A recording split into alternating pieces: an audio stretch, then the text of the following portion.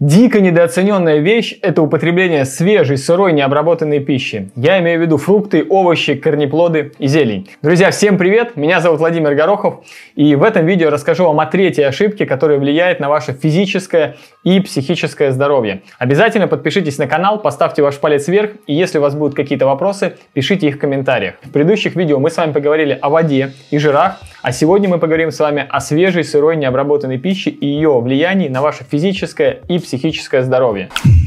Мы с вами с детства привыкли считать, что овощи это что-то несерьезное, что это как дополнение к основному блюду, там, салатик к вашему супу или второму. При этом мы знаем, что овощи полезны, но вот все равно до конца не осознаем, насколько это важно и какое влияние это оказывает на наше с вами здоровье и самочувствие. На самом деле, сырая еда, благодаря содержащейся в ней компонентах, способна вытаскивать людей из таких ужасных состояний, что вы даже представить себе не можете. Разница между человеком, который употребляет ее каждый день в достаточном количестве, и тем, кто употребляет просто пару ломтиков огурчика или помидорчика к основному блюду, огромна. Сырая еда существенным образом сказывается на вашем уровне энергии, самочувствии, расположении духа, концентрации внимания, памяти, скорости восстановления после физических нагрузок, работе пищеварительной системы и многих-многих других вещах. Вы или в вашем окружении наверняка есть люди, которые мучаются с гастритами, язвами, газообразованиями, вздутиями. При этом они ходят по врачам, им назначают какую-то диету, но это не особо помогает, не приводит к полному выздоровлению. Если проблемы не уходят после изменения питания, которое прописывают специалисты, значит, это питание не то. Это не то, что приводит к выздоровлению. Очень часто сейчас специалисты вообще запрещают людям есть свежую пищу. Хотя это совершенно неверно. Именно поэтому люди и продолжают страдать годами. У меня у самого была когда-то такая проблема. Я долгое время мучился с гастритом и язвой. Мое питание было с детства как у всех. Каша на молоке, супы на обед, бутерброды с маслом и колбасой, яичница, творог со сметаной и вареньем, сырки, шашлыки, пакетированные соки, там, яблочный, вишневый. О, это вообще был, конечно, мой любимый. Хотя соком это сложно назвать, какая-то подкрашенная жидкость с сахаром. И, конечно же, были чипсы, кока-кола, жвачки и вот вся вот эта прочая мусорная еда. При этом еще вся еда готовилась на масле. Это вот как раз таки то, о чем я рассказывал в предыдущей части. Оставляю вам ссылку на видео, обязательно посмотрите ее. И вот вы сейчас смотрите это видео, и у вас возникает справедливый вопрос. Ну и что в этом такого? Все же так питаются, и вроде ничего. Да, большинство не видят в этом ничего такого. И я тоже не видел. И продолжал мучиться с гастритами и прочими проблемами с пищеварениями, пока кое-что не осознал и кое-что не поменял в своем питании. А вы думаете, откуда столько проблем с сердцем, с сосудами, с пищеварением, с гормонами, с кожей, ну и так далее. Можно перечислять до бесконечности. А лишний вес вообще уже никто не считает проблемой. Такое ощущение, что пару килограмм на теле это как само собой разумеющееся. Хотя любое количество лишнего веса на вашем теле это сигнал, что вы движетесь не в ту сторону и надо что-то изменить. Наш мозг так интересно устроен, что он не подвергает сомнению то, что делает большинство людей вокруг нас. И если мы видим с вами какие-то исключения, например, человек, который занимается своим питанием, то нам кажется, что, ну это что-то какая-то ерунда, и мы даже не разобравшись в том, какую пользу нам это может дать, мы это просто отвергаем и перечеркиваем. Типа, не, это не для меня. Мы можем сказать, ой, у этого человека что-то времени слишком много свободного, это мне не подходит, короче, пускай он там дурью мается. В итоге важность питания и здорового образа жизни проходит у нас под радаром восприятия, потому что этим занимается очень маленькое количество людей. В мозгу срабатывает простая логика. Если все вот так делают, если все так питаются, так живут, ну, значит это нормально и надо делать так же. Но нормально для кого? Для вас? Нет. Для фармацевтических компаний? Ну, да, возможно. Каждого из нас с детства приучали лечиться медикаментозным способом, то есть с помощью таблеток. И при этом нас учили не обращать внимания на наши ощущения и на причину возникновения этой проблемы. Зачем тебе разбираться? Вот голова болит, съешь таблетку и иди дальше. И не думай, все, занимайся своими делами. Но нас никто не учил понимать причину возникновения тех или иных проблем. Друзья, не я это придумал. Я просто говорю о том, как оно есть и то, что я вижу. Ведь вы подозреваете, что таблетки вас не лечат. Они лишь снимают симптомы на время. И вот следуя такой логике, мы не уделяем внимания своему питанию, своему образу жизни до тех пор, пока у нас все хорошо. Мы начинаем о чем-то таком задумываться только тогда, когда у нас заканчиваются ресурсы, данные природой. Обычно это где-то около 30 лет. В этот момент тело начинает сыпаться, появляются какие-то проблемы, болячки, которые уже просто так таблеточками не заесть. То есть они просто не решаются быстро. Так может быть тогда стоит обратить внимание на то, что мы делаем с собой каждый день заранее и не доводить до того момента, когда возникают уже серьезные проблемы. Представьте, что вы едете на автомобиле из одного города в другой, расстояние в 1000 километров. И вы знаете, что вот на основании статистики по вот этому автомобилю, что он сломается на 500 километрах. Но вы все равно ничего не делаете и просто выезжаете. И вот у вас автомобиль ломается, и вы начинаете бегать, переживать, говорить, а что теперь делать, а как быть и так далее. Почему бы не позаботиться об этом заранее и предотвратить эту беду и доехать из точки А в точки Б с комфортом? То, к чему мы пришли сейчас, началось еще в 1950 году, когда в США выдвинули гипотезу о том, что промышленно переработанная и приготовленная еда лучше свежей, что ее можно легко обогатить витаминами, быстро разогреть, легко транспортировать на дальние расстояния.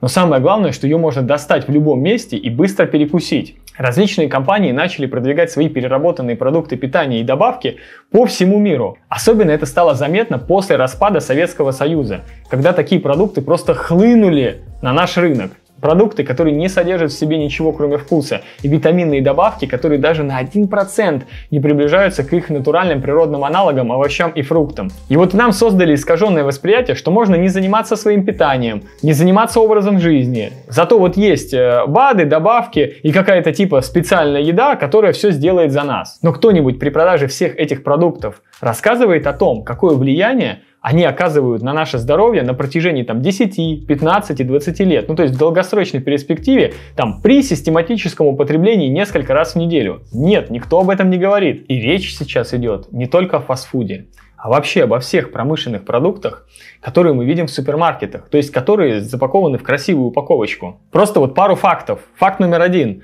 Все промышленные переработанные продукты содержат консерванты. Консерванты – это антибиотики. Антибиотик подавляет развитие бактерий и микроорганизмов, и продукт можно долго хранить и транспортировать на дальние расстояния. Но эти же антибиотики подавляют и нашу микрофлору кишечника, то есть бактерии внутри нас. Многие думают, что от одного раза это ничего не будет. Да, от одного раза может и не будет, но только не тогда, когда мы питаемся этим изо дня в день на протяжении десятилетий. Факт номер 2. При температурной обработке теряется до 99% всех полезных нутриентов, витаминов, минералов, макро-микроэлементов, ферментов, антиоксидантов, в общем всех жизненно важных компонентов, которые нужны вашему организму каждый день. Но самое главное, что продукты утрачивают клетчатку. Это жизненно важный компонент, который позволяет правильно работать вашему пищеварению и усваивать все многообразие вот этих вот элементов из еды. Клетчатка полностью утрачивается в результате термической обработки. А она является пищей для вашей микрофлоры кишечника. Вы только вдумайтесь в это. Ваша полезная микрофлора питается клетчаткой. И вот как вы думаете, что происходит с микрофлорой, если вы не поставляете ей питание? Конечно же, ее место занимает патогенная микрофлора, которая и приводит к гастритам, газообразованиям, язвам и вот прочим проблемам с пищеварением. Недостаток полезной микрофлоры – это основная проблема ослабленного иммунитета и всех проблем с пищеварением. Слабый иммунитет – это как дом без охраны. Представьте, что вы уехали, охраны нет, двери открыты, заходи, бери, что хочешь. И, конечно, ваш дом занимает патогенная микрофлора, которая там живет и еще потребляет ресурсы вашего организма. То есть вы работаете на нее. Если полезная микрофлора работает на вас, то патогенная микрофлора работает против вас. Более того, поговорите с любым руководителем компании, который производит промышленные продукты, и спросите, что самое главное для вас? Больше прибыли, больше продаж, снижение себестоимости. В итоге технологи создают продукты, которые соответствуют определенной спецификации. Вкус, цвет, вязкость, аромат, красивая упаковка. Но никто не думает о том, какое влияние и какую пользу приносит этот продукт вашему организму. И какое влияние он оказывает на ваше здоровье, если вы будете его систематически употреблять, например, 3 раза в неделю на протяжении 10, 15, 20 и более лет.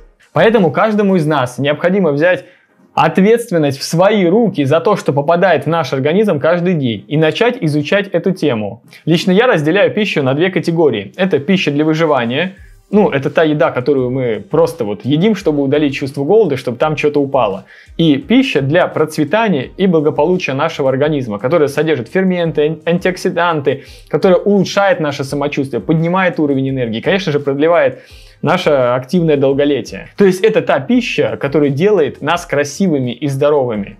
И как вы понимаете, это две абсолютно разные категории. А теперь давайте перейдем к самому главному. Все современное питание на 95% состоит из одной термически обработанной и переработанной пищи с высоким содержанием жиров и белого рафинированного сахара. И только 5-10% приходится на свежую еду, там, вроде одного яблочка или огурчиков к вашему основному блюду. Это катастрофический дисбаланс. Этого недостаточно для поддержания здоровья. Физиологически, анатомически, психологически вашему организму нужна необработанная свежая растительная пища каждый день, потому что только она содержит в себе уникальные природные компоненты, которые необходимы вашему организму для правильного функционирования всех органов и систем. Если вы считаете, что одно яблочко в день, там бананчик или огурчик с помидорчиками, порезанный в виде салата к основному блюду, это норм? Нет, друзья, это не норм. Употребление преимущественно обработанной пищи приводит к дефициту питательных веществ, что сказывается на здоровье вашего организма. Это отражается на вашем уровне энергии, внешнем виде, состоянии кожи, волос, ногтей и даже на психоэмоциональном состоянии в течение дня. Сделайте простой шаг и начните увеличивать долю свежей пищи в вашем меню и при этом снижать количество обработанных и переработанных продуктов. Предвещаю ваш вопрос, а какие продукты тогда употреблять? Друзья, у меня есть файл, в котором я собрал как раз-таки продукты вот из второй категории, которая способствует улучшению и благополучию вашего организма. Скачайте его обязательно, распечатайте и повесьте вот так вот на холодильник, чтобы он у вас был всегда перед глазами. Там много категорий, чтобы вы представляли, вот какие продукты можно взять в свое меню и из чего приготовить себе поесть. Файл вы можете скачать по ссылке, которую я оставлю в описании к данному видео. Если вы еще не подписаны на мою страницу, то обязательно это сделайте, чтобы не пропустить выход следующих видео. Поставьте палец вверх, если видео вам понравилось, и пишите ваши вопросы в комментариях. Обязательно посмотрите предыдущие видео про воду и про жиры. Ссылку я тоже оставлю в описании к данному видео. В следующий раз мы с вами подробно поговорим о сахаре и его влиянии на вашу мотивацию и способность получать желаемое в жизни. Очень будет интересно, не пропустите видео. Отправьте это видео своим родным и близким и тем людям, кому это может быть полезно. С вами был Владимир Горохов. До новых встреч! И помните, вы можете достичь всего, чего вы захотите, если вы готовы для этого немножко потрудиться. Пока-пока!